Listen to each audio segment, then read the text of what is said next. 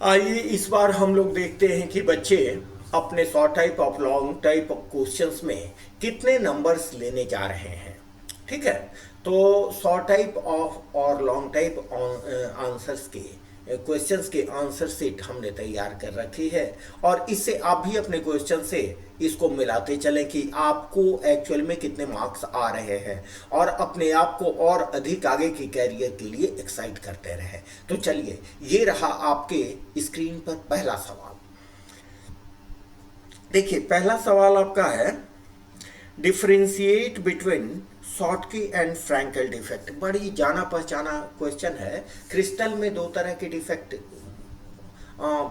आयनिक crystal में दो तरह के डिफेक्ट पाए जाते हैं, एक शॉटकी डिफेक्ट और एक फ्रैंकल डिफेक्ट। शॉटकी डिफेक्ट में क्या होता है कि क्रिस्टल से कैटायंस और anions, equal number of cations और एनायंस बाहर हो जाते हैं। तो यहां देखें, जब कैटायंस और एनायंस बाहर हो जाते हैं तो naturally number of ions decrease करेंगे, तो उसकी डेंसिटी भी डिक्रीज करेगी। लेकिन चूंकि इक्वल नंबर ऑफ कैटायंस और एनायंस बाहर हो रहे हैं तो नेचुरली न्यूट्रलिटी मेंटेन रहेगी। ठीक है। देखिए, it arises due to equal number of cationic and anionic vacancy. Cationic और एनायनिक वैकेंसी कब होगी? जब कैटायंस और एनायंस बाहर होंगे, जिससे क्या होगा, इनकी डेंसिटी में डिक्रीज होगा। ठीक है। और इसमें ऑलमोस्ट कैटायंस और एनायंस की साइज सेम होते हैं। ठीक है। और ये वैसे आयनिक कंपाउंड्स में होते हैं जिनका कोऑर्डिनेशन नंबर काफी अधिक होता है। फ्रैंकल डिफेक्ट कैसे होता है? इसमें क्रिस्टल में किसी एक साइड से कैटायंस डिस्प्लेस्ड होता है इंटरस्टिशियल पोजीशन पर, मींस आयंस के बीच में जाके फंस जाता है, जिसके कारण ओवरऑल इसकी डेंसिटी में कोई डिफरेंस नहीं होता है, न तो इसकी न्यूट्रलिटी डिस्टर्ब होती है। ठीक है। डेंसिटी भी अनअफेक्टेड होता है। इसमें क्या होता है कि कैटायंस के साइज छोटे होते हैं ताकि वो इंटरस्टिशियल स्पेस में सेट हो सके। ये वैसे आयनिक कंपाउंड्स में होता है जिसका कोऑर्डिनेशन नंबर कम होता है। चलिए नेक्स्ट सम्स की ओर चलें। यहां एक न्यूमेरिकल दिया गया है। इस न्यूमेरिकल में देखें,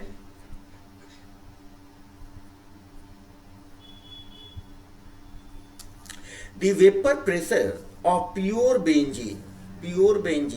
बेंजीन के वेपर प्रेशर को हम सपोज कर लें P not at certain temperature is 0.850 bar.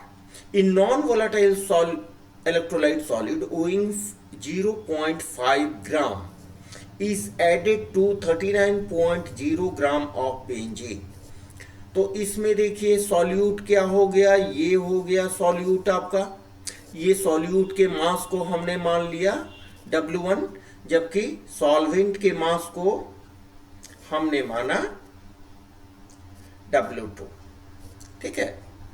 और इसके मॉलिक्यूलर मास को हम मान लें M1 और इसके मॉलिक्यूलर मास को मान लें M2।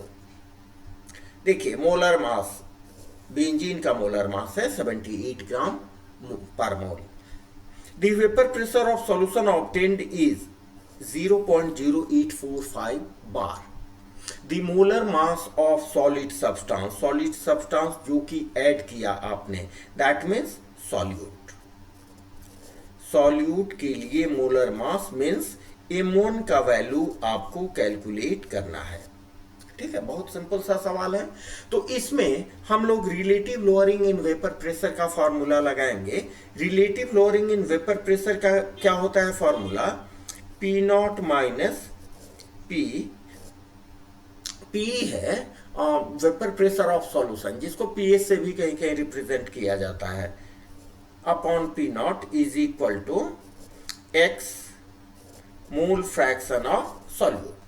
तो इसको आप क्या करो, पी नॉट दिया गया है आपको 0.850 बार माइनस 0.845 डिवाइडेड बाई 0.850। ठीक है। यहाँ प्योर बेंजीन का हमने डाल दिया, यहाँ सॉल्यूशन का डाल दिया, सॉल्यूशन का वेपर प्रेशर डेफिनेटली कम होगा, is equal to mole fraction of solute.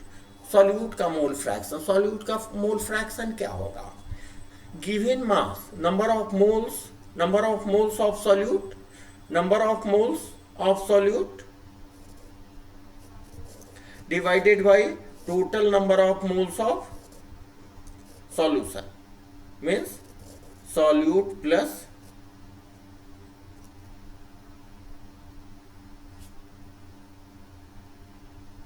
n solvent। ठीक है, यहां देखिए सॉल्वेंट का 0.5 ग्राम है, तो डिनोमिनेटर में number of moles of solute को आप बाहर कर सकते हो। तो ये क्या हो गया आपको, इसको आप क्या लिख सकते हैं,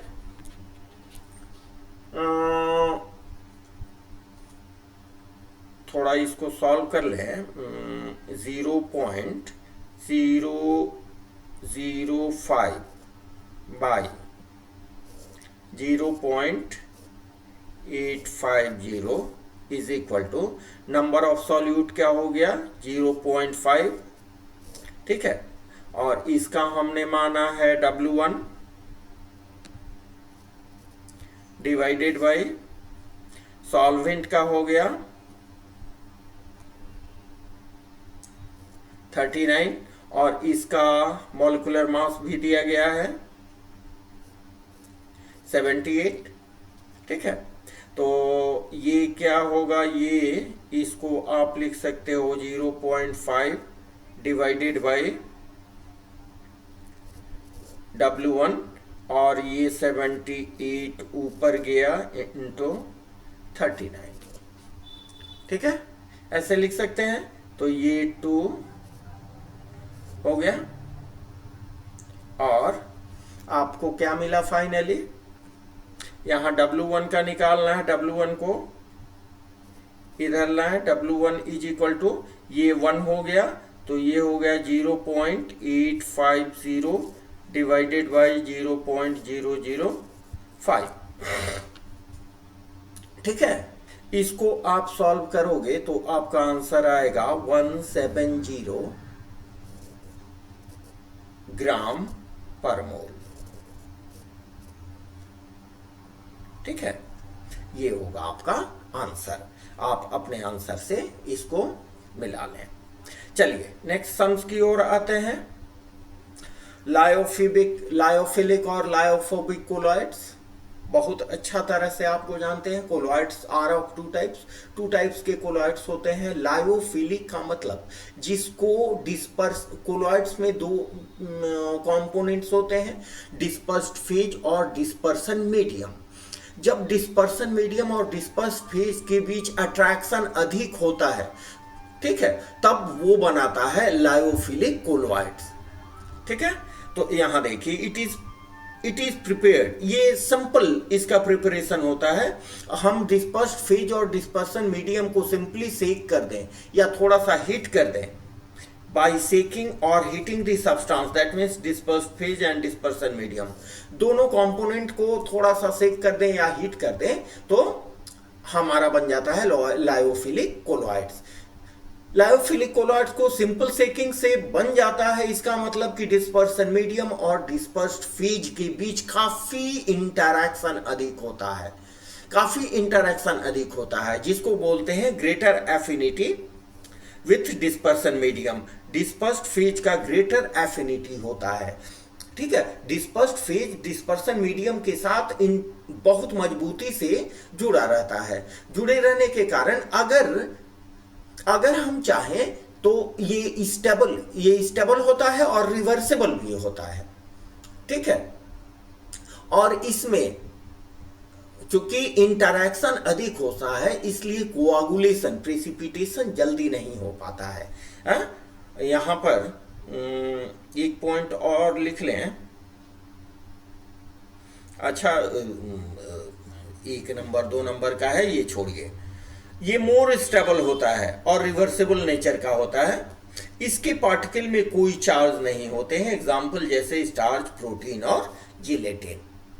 जबकि लायोफोबिक कोलॉइड्स में डिस्पर्सन मीडियम और डिस्पर्स्ड फेज के बीच इंटरैक्शन बहुत कम होता है और इनको बनाने के लिए स्पेशल मेथड हम यूज करते हैं। स्पेशल मेथड यूज किया जाता है लायोफोबिक कोलॉइड्स को बनाने के लिए। ये लेस स्टेबल होता है और इरिवर्सिबल नेचर का होता है, जिसके पार्टिकल पर या तो नेगेटिव चार्ज होते हैं या पॉजिटिव चार्ज होते हैं। इसके एग्जाम्पल है मेटल सल्फाइड्स और ऑक्साइड्स, और भी ढेर सारे एग्जाम्पल हैं। नेक्स्ट देखें, मैग्नेटिक मोमेंट निकालना है स्कैंडियम 3+ का। स्कैंडियम 3+, Sc3+, स्कैंडियम का होता है 21। इसका इलेक्ट्रॉनिक स्ट्रक्चर आप लिखो तो ये होगा आर्गन कोर और 3+ है, इसका मतलब कि 4s में 0 इलेक्ट्रॉन और 3d में भी 0 इलेक्ट्रॉन। इसका मतलब कि unpaired electron, that means n is equal to 0, और n इज इक्वल टू 0 होगा तो डाइपोल मैग्नेटिक मोमेंट का जो फॉर्मूला है mu is equal to √ n into n+2। इसमें n का वैल्यू आप मैग्नेटिक मोमेंट तभी काम करेगा जब उसमें अनपेयर्ड इलेक्ट्रॉन होंगे, और अनपेयर्ड इलेक्ट्रॉन 0 है, इसका मतलब कि इसके लिए मैग्नेटिक मोमेंट का वैल्यू 0 होगा। जबकि वेनाडियम के केस में देखें, V3+, वेनाडियम का होता है 23 मीन्स आर्गन 3+ है। 3+ का मतलब कि वेनाडियम में 3d3 होता है। वेनाडियम 3+,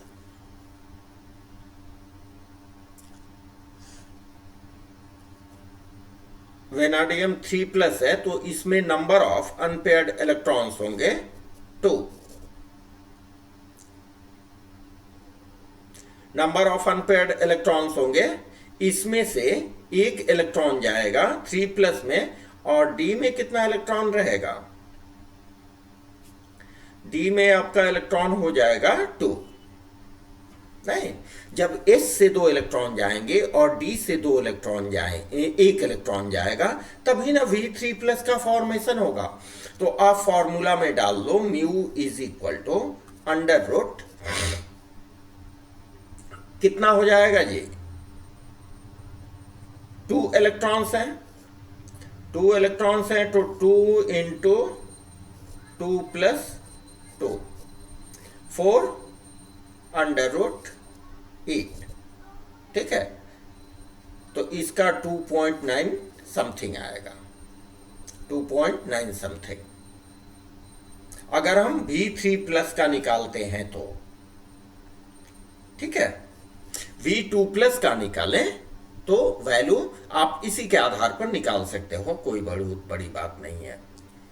नेक्स्ट यहां देखें, यहां आपको ये लिखना है, आपको दिया गया है यूपैक नेम्स लिखना है, सिस्टमेटिक नेम्स ऑफ फॉलोइंग। ये क्या है? कोऑर्डिनेशन कंपाउंड्स हैं। कोऑर्डिनेशन कंपाउंड फर्स्ट का नाम क्या होगा? आप जानते हो, बड़ी अच्छा से जानते हो, क्या होगा जी इसमें? यहां एमीन है और एक्वा है, ठीक है। तो एमीन है, एक्वा है, एमीन 4 है, तो क्या इसका नाम होगा? Tetra amine. एक्वा है, डाई एक्वा। यहां देखिए ये माइनस है तो ये प्लस होगा। तो पॉजिटिव कॉम्प्लेक्स के केस में हम मेटल को ज्यों का त्यों रखते हैं। कोबाल्ट 3- है, नेचुरली 3+ होगा क्योंकि ये दोनों न्यूट्रल लिगैंड्स हैं। Cobalt 3 chloride. मिलाते चलें आप अपने आंसर से, ठीक है। नेक्स्ट देखिए, सेकंड में क्या होगा? इन को बोलते हैं इनको बोलते हैं इथिलीन डाइएमीन। कितना है? 3 है। और बड़े बड़े लिगेंड्स के लिए हम लोग मोनो बाई डाई का प्रयोग नहीं करते हैं, बल्कि 20 ट्रीस टेट्राकिस का यूज करते हैं। तो इसका क्या होगा जी? इसका हो जाएगा ट्रेस इथिलीन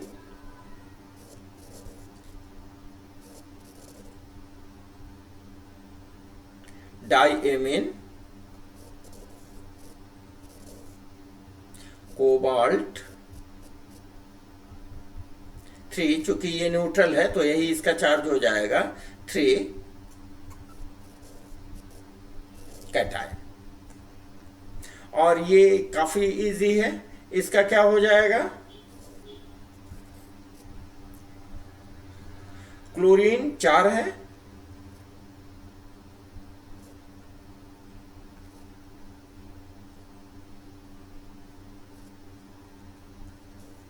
क्या हो रहा है ये?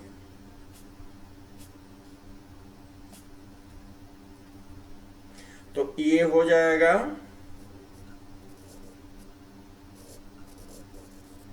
टेट्राक्लोरो। यहां निगेटिव कॉम्प्लेक्स है तो ये हो जाएगा निकेलेट, निकेलेट। और इस पर है आपका -4, -4 हो जाएगा, 2 माइनस हो जाएगा, तो ये हो जाएगा 2 आयन। ठीक है, चलिए इसका प्रोडक्ट देना है। ये क्या है आपको? रिमर्टिमेन रिएक्शन।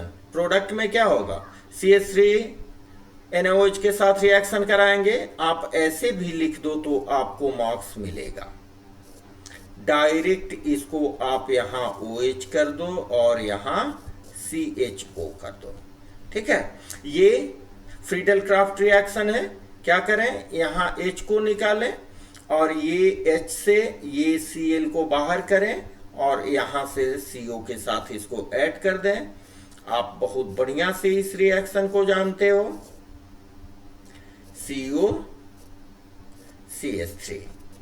ठीक है, और यहां पर पेरोक्साइड के ये में एंटी मार्कोनिकॉफ रोल क्या होगा? इसका जो नेगेटिव पार्ट है वो नेगेटिव पार्ट उस कार्बन के साथ जुड़ेगा, उस कार्बन के साथ जुड़ेगा जिसमें हाइड्रोजन की संख्या, उस डबल बॉन्डेड कार्बन के साथ जुड़ेगा जिसमें हाइड्रोजन की संख्या अधिक है। तो आपका प्रोडक्ट क्या हो जाएगा?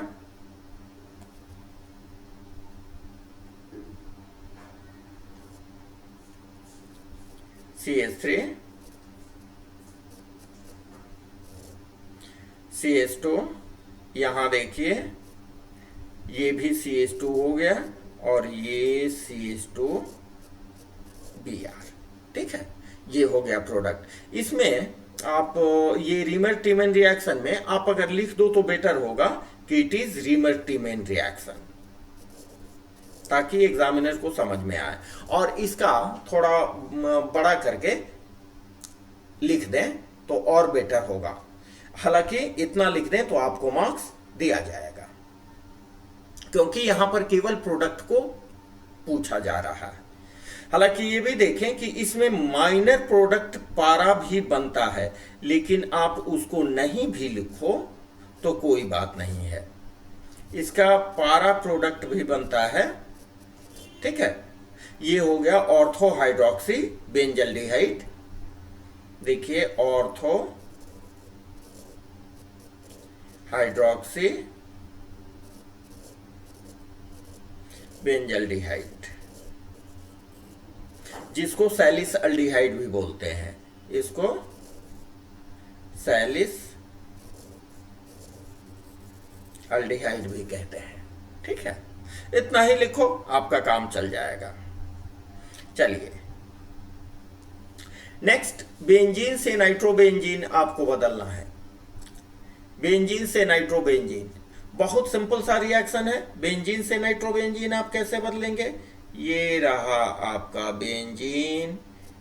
ये तो मेरे समझ से सभी स्टूडेंट इसको लिखे होंगे। इसको कॉन्क नाइट्रेटिंग एजेंट के साथ, नाइट्रेटिंग एजेंट क्या है? Conc HNO3 plus conc H2SO4। Conc HNO3 और कॉन्क H2SO4 के साथ स्लाइट हीटिंग कर दें 333K के साथ। ठीक है, तो क्या हो जाएगा, यहां पर बेंजीन में इंट्रोडक्शन होगा NO2 ग्रुप का। It is called nitrobenzene. Nitrobenzene, ठीक है। Next benzene nitrile. Benzene nitrile का मतलब हुआ फिनाइल साइनाइड। ठीक है, phenyl ethane nitrile, sorry ethane nitrile. तो इथेन नाइट्रिल आपका क्या हो गया? ये हो गया ethane nitrile, means ethyl cyanide. Ethyl cyanide का क्या कराना है जी? इथेन एमीन बनाना है। Very simple. क्या करते हैं? रिडक्शन करते हैं इसका। तो इसका रिडक्शन कर देंगे। ये हाइड्रोजन हमको कहां से मिलेगा? सोडियम और इथेनॉल के प्रेजेंस में रिडक्शन करेंगे।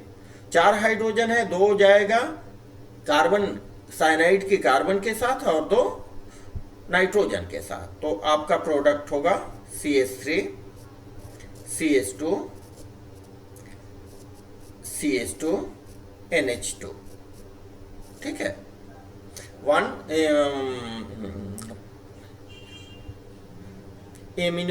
एमिनो प्रोपेन या propyl amine. It is propyl amine.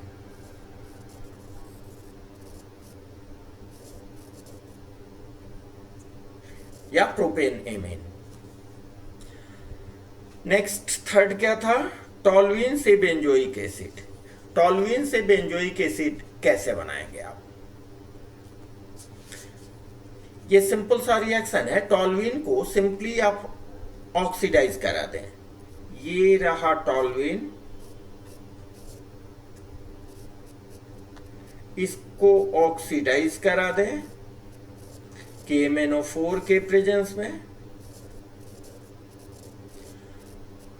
In alkaline medium. ठीक है, स्लाइट हीट कर दें। ये डायरेक्ट रिएक्शन है, CH3 कन्वर्ट हो जाता है COOH ग्रुप में। It is benzoic acid. Benzoic acid बहुत सिंपल सा ये है। It is toluene. ठीक है, चलिए नेक्स्ट। ये देखिए, एक सिंपल सा सवाल है। The rate of a particular reaction doubles when temperature changes from 27 to 37 degree centigrade. Calculate the energy of activation of such A reaction. बहुत सिंपल फॉर्मूला पर बेस्ड सवाल है। इसको देखें आप कैसे बनाएंगे। इसमें क्या होता है, इसमें हम अर्हेनियस इक्वेशन यूज करते हैं। यहां लिखें फ्रॉम अर्हेनियस इक्वेशन। अर्हेनियस इक्वेशन का कॉम्पेरेटिव मेथड है।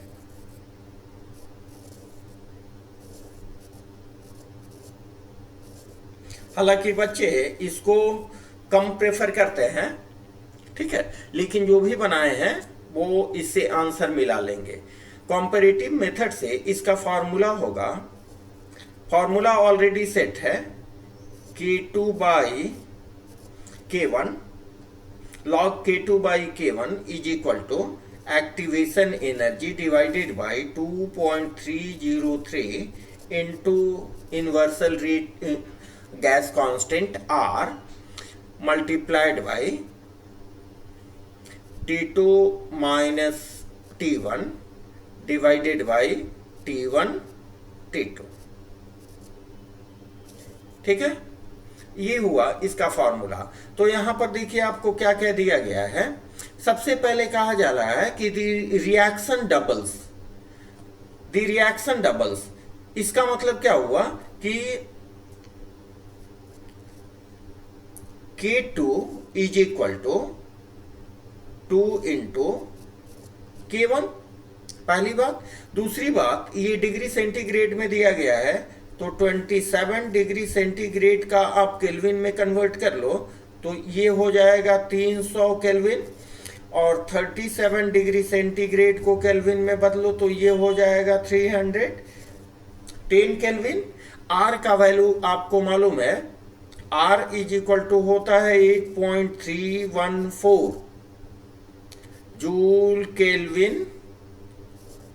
जूल पर केल्विन पर मोल। ठीक है, अब सब का वैल्यू आप यहां पुट कर दें।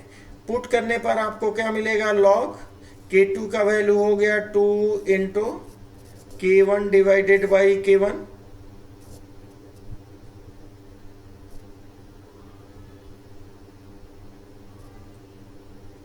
क्या हो जा रहा है जी, ठीक है, is equal to EA 2.303 into 8.314 multiplied by, यहाँ आप रख दें T2 हो गया 310 माइनस 300 डिवाइडेड बाई 300 इंटू 310। ठीक है, तो ये आपका कैंसिल हो गया। log 2 का वैल्यू इसमें दिया गया है, यहां पर आप लिख लें 0.30 इज इक्वल टू, ये हो गया EA divided by 2.303 into 8.314 multiplied by 3 by, इसको मल्टीप्लाई कर दें 300 इंटू 310, आप मल्टीप्लाई कर लेना तो EA का वैल्यू आप आसानी से निकाल सकते हो। EA को यहीं आप छोड़ दो तो ये जो भी टर्म्स हैं ये सब ऊपर चले आएंगे। 30 into 2.303 into 8.314 into 300 into 310 divided by 10। ठीक है, इसको सॉल्व करेंगे तो EA का वैल्यू आपका आएगा 53420 जूल पर मोल। इसको किलो जूल में कन्वर्ट कर देंगे तो 1000 से डिवाइड कर देंगे 50.420 किलो जूल पर मोल। ठीक है, चलिए नेक्स्ट सम्स की ओर चलते हैं।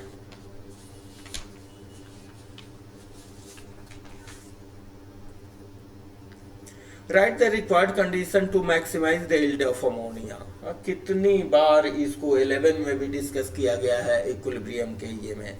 यहाँ देखें ये एक्सोथर्मिक रिएक्शन है, रिवर्सिबल एंड एक्सोथर्मिक रिएक्शन है, हीट निकल रहा है तो क्या करेंगे, इसको कम हीट पर कम टेम्परेचर रखेंगे। ठीक है, कम टेम्परेचर पर रिएक्शन रेट कम होता है जिससे हम एक कैटलिस्ट यूज करते हैं।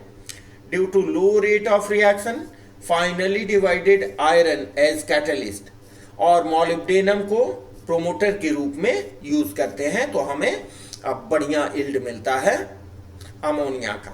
ठीक है, लो टेम्परेचर रखते हैं इसका, और हाइड्रोजन और नाइट्रोजन को प्योर फॉर्म में लेंगे ताकि कैटलिस्ट को ये पॉइजन नहीं कर सके। ठीक है, टू अवॉइड द पॉइजनिंग हम प्योर H2 और N2 लेते हैं, वैसी स्थिति में हमको बेटर अमोनिया मिलता है। और ये रिएक्शन जाना पहचाना रिएक्शन है, कोऑर्डिनेशन कंपाउंड का फॉर्मेशन करता है। कॉपर सॉल्ट के साथ अमोनिया रिएक्ट करके टेट्रामीन कॉपर 2 आयन का फॉर्मेशन करता है। ये हुआ टेट्रामीन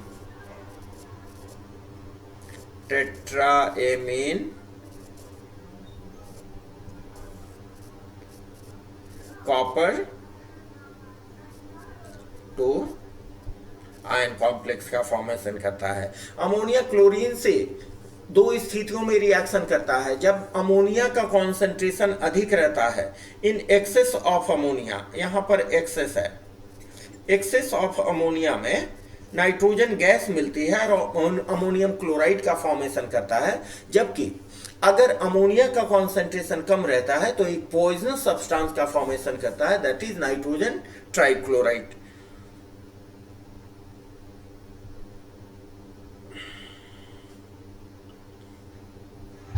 चलिए नेक्स्ट है स्ट्रक्चर ऑफ N2O5। ये भी आप जानते हो, पढ़े हो। N2 दो नाइट्रोजन है, क्या करें ये देखिए, यहां भी NO2 को लिख लें और इसको ऑक्सीजन से ऐड कर दें। It is the structure of N2O5। A हो गया। B structure is 3PO3। इस 3PO3 को बनाने का टेक्निक क्या है, देखिए यहां आपने फॉस्फोरस लिया, सबसे पहले एक ऑक्सीजन को जोड़ दो, ठीक है। अब आपको हाइड्रोजन 3 है तो दो हाइड्रोजन को ऑक्सीजन के साथ H3PO3 हो गया। एक 3 ऑक्सीजन को यहां लिया और 3 हाइड्रोजन, तो इसका बेसिसिटी कितना होगा, बेसिसिटी इसका 2 होगा। बेसिसिटी इज इक्वल टू 2 होगा। नेक्स्ट चले, इसमें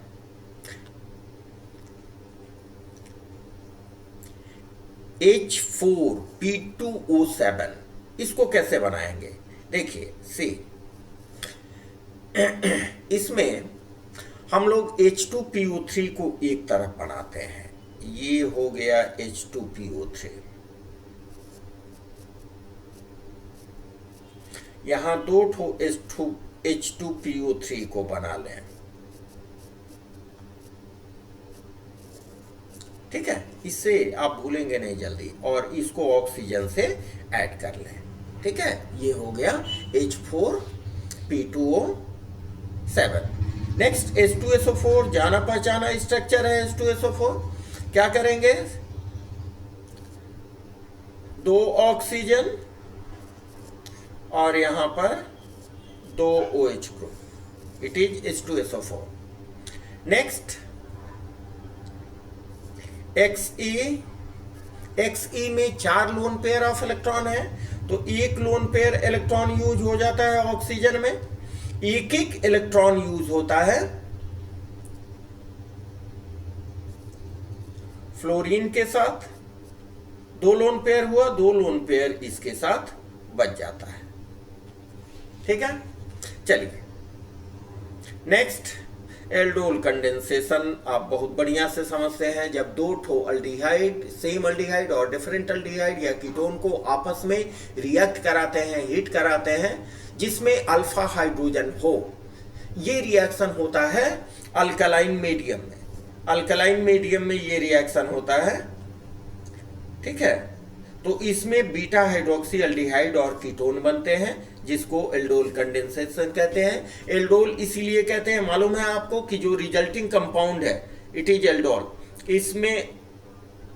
इसमें अल्कोहलिक ग्रुप भी होता है और अल्डिहाइड ग्रुप भी होता है, इसीलिए इसको एल्डोल कहते हैं, ठीक है। ये देखिए, ये हाइड्रोजन कहां जाएगा, यहां पर चला जाएगा और ये इससे ऐड हो जाता है। हालांकि इसको स्लाइट हम हिट करते हैं तो अनसैचुरेटेड एसिड का फॉर्मेशन करना है, लेकिन उतना डीप में आपको नहीं जाना है। विलियमसन सिंथेसिस, जाना पहचाना रिएक्शन, इससे ईथर का फॉर्मेशन होता है। जब अल्काइल हैलाइड को इट इज इथाइल ब्रोमाइड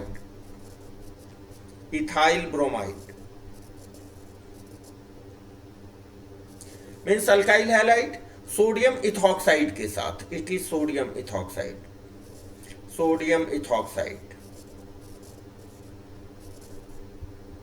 के साथ रिएक्शन करते हैं, तो ये NaBr आपका माइनस हो जाता है और ये बनता है डाईइथाइल ईथर, ठीक है। इसमें SN2 मैकेनिज्म का यूज होता है, चूंकि ये 1 डिग्री अल्काइल हैलाइड है। कार्बाइल एमाइन रिएक्शन में आइसोसाइनाइड का फॉर्मेशन को होता है जब एरोमेटिक या एलिफैटिक प्राइमरी एमीन रिएक्ट करते हैं अल्कोहलिक KOH के प्रेजेंस में क्लोरोफॉर्म के साथ। ठीक है, इसमें आप क्या करेंगे, यहां पर N है, यहां पर C को ला दो तो NC का फॉर्मेशन हो गया, आइसोसाइनाइड बन गया, इसी को बोलते हैं कार्बाइल एमीन। इसीलिए इस रिएक्शन का नाम दिया गया है कार्बाइल एमीन रिएक्शन। ठीक है, बाद बाकी यहां देखिए 3KCl बना और यहां पर 2 हाइड्रोजन, यहां 3 हाइड्रोजन और 3 हाइड्रोजन, देखिए 3:2। नेक्स्ट देखें, यहां कुछ रिएक्शंस दिए गए हैं जिसमें ABCDE का पहचान करना है आपको। बहुत सिंपल सा रिएक्शन है ये। ठीक है, इस सिंपल से रिएक्शन में आप देखिए क्या करेंगे इसको, कैसे बनेगा जी। सबसे पहले CH2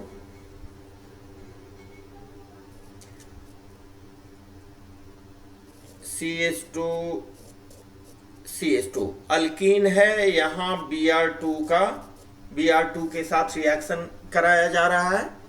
ठीक है, ये रिएक्शन हो रहा है in presence of CCl4।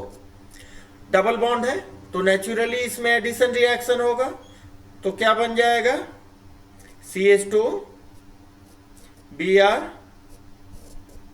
CH2 Br। ठीक है, तो ये आपका हो गया, ये क्या हो गया, E। अब नेक्स्ट दिया जा रहा है कि इसको एक्वस KOH के साथ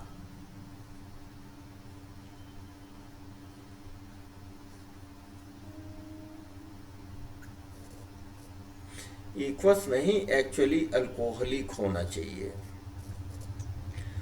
तो अल्कोहलिक KOH के साथ इसको हम रिएक्ट कराएंगे तो इसमें एलिमिनेशन रिएक्शन होता है। ठीक है, दोनों एक एक हाइड्रोजन के साथ Br माइनस हो जाते हैं, तो 2HBr माइनस हो गया और आपका प्रोडक्ट बना एसिटिलीन। ठीक है, इट इज एसिटिलीन और इथाइन। नेक्स्ट दूसरा है 2-ब्रोमोप्रोपेन को अल्कोहलिक KOH के साथ, ये भी जाना पहचाना रिएक्शन है। 2-ब्रोमोप्रोपेन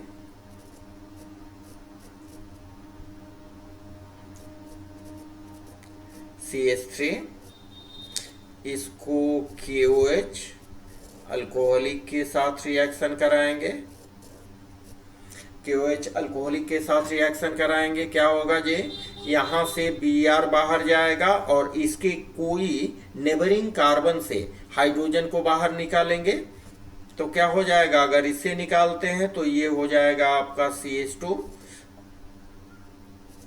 CH CH3, ये हुआ आपका प्रोडक्ट। ये कौन हुआ, C।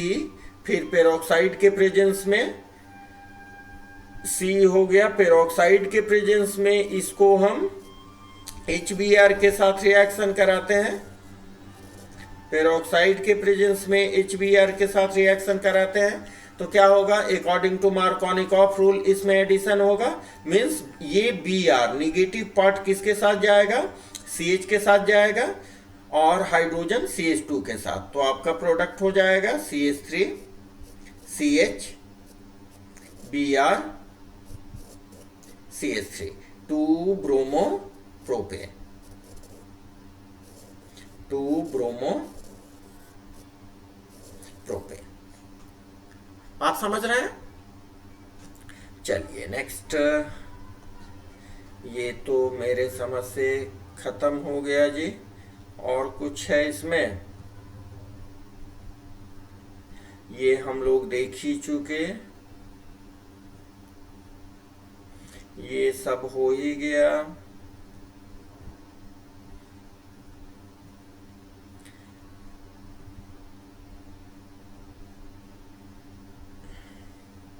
ओहो, अच्छा ये देखें, ये छोटा हुआ है थोड़ा। What is the first order of rate constant? First order rate constant क्या होगा जी? एक फर्स्ट ऑर्डर रिएक्शन को लिखें Na, ये सपोज करें देता है प्रोडक्ट, ठीक है। तो इसका रेट क्या हो जाएगा? वेरी सिंपल, इसका अलग से भी हमने वीडियो बनाया था, इज इक्वल टू के ई टू द पावर एन, ठीक है। और R इज इक्वल टू क्या हो जाएगा? के कॉन्सेंट्रेशन टर्म है, तो यहां पर आप लिख दो concentration to the power n, ठीक है। और रेट का क्या होता है? रेट का क्या होता है? Change in concentration with respect to time, तो रेट के बदले लिख दें concentration by time is equal to K into concentration का पावर n, ठीक है। यहां है फर्स्ट ऑर्डर रिएक्शन, तो n का वैल्यू क्या हो जाएगा? 1, ठीक है, ये हो जाएगा 1, तो ये कैंसिल, और फर्स्ट ऑर्डर के लिए k क्या हो जाएगा? 1/t is equal to t inverse. अगर इसको सेकंड में हम एक्सप्रेस करें तो ये हो जाएगा सेकंड इनवर्स, ठीक है। सेकंड सवाल की ओर चलें। What is the geometry of complex TiS2O whole 6 3+?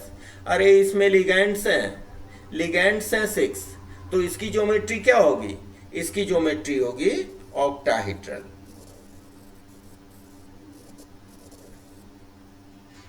इसकी ज्योमेट्री ऑक्टाहेड्रल होगी। Next, most electronegative element of periodic table.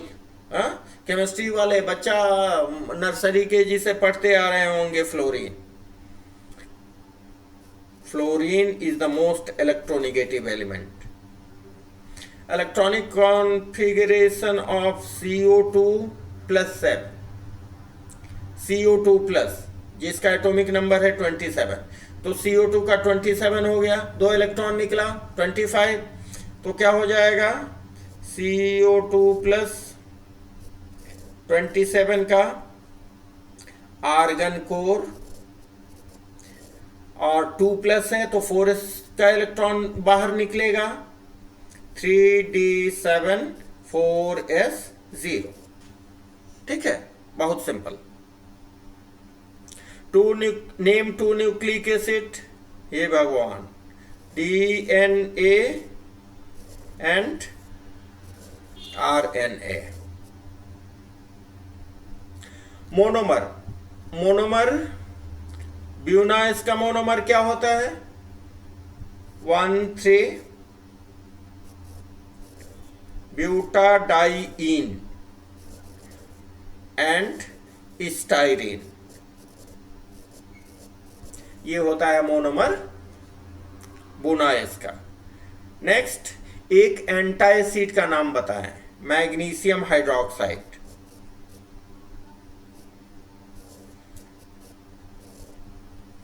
ठीक है। चलिए, ये रहे आपके सभी सवाल, और यहां लॉन्ग टाइप के हुए, तो लॉन्ग टाइप और शॉर्ट टाइप दोनों हमने क्लियर कर दिए। आप इसको मिला लें, मिला के अपना रिजल्ट खुद तैयार करें, लेकिन इसमें कहीं कोई घबराने की बात नहीं है, क्योंकि आपने अपने मेहनत से काम किया है। कैरियर तो अभी शुरू हो रहा है आपका, ठीक है। मिलते हैं और विशेष आइटम्स के साथ, विशेष वीडियो के साथ, जिसमें नीट जेई वगैरह के वीडियो भी हम शामिल करने जा रहे हैं। आप लोगों को फिर से एक बार शुभकामनाएं देते हुए मिलते हैं नेक्स्ट वीडियो में। Okay, thanks to all with best of luck. Okay, thank you.